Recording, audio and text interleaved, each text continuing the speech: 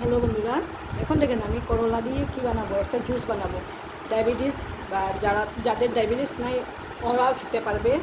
আর diabetes যারা আছে morning খেলে খুবই ভালো হবে। ঠিক আছে, তাহলে দেখেন আমি কী করছি, এটাকে কাটবো, তারপর এটার মধ্যে ঝাড়টার মধ্যে আমি, ঠিক আছে, গ্রাইন্ড করে রাখবো। আর সঙ্গে কী দেবো জানেন? লিমন লিমন এখানে আমি এটা করে রেখে দিয়েছি অলরেডি। এখানে জুসটা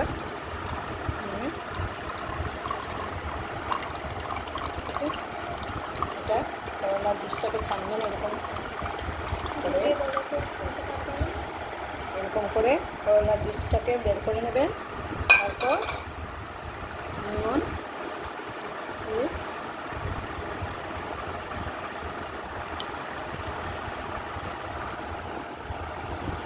জুসটা দিয়ে দেবেন করে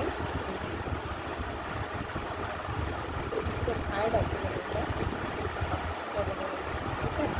এরকম করে এটা মর্নিংয়ে খাবেন, খেলে দেখবেন কত আরাম লাগবে আর শরীরটাও ভালো থাকবে। এটা ডায়াবেটিস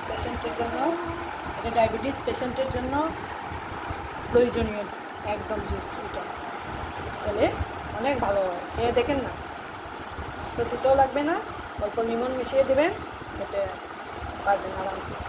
তো বন্ধুরা বানিয়ে খান, তারপর আমাকে জানাবেন। ঠিক আছে বন্ধুরা।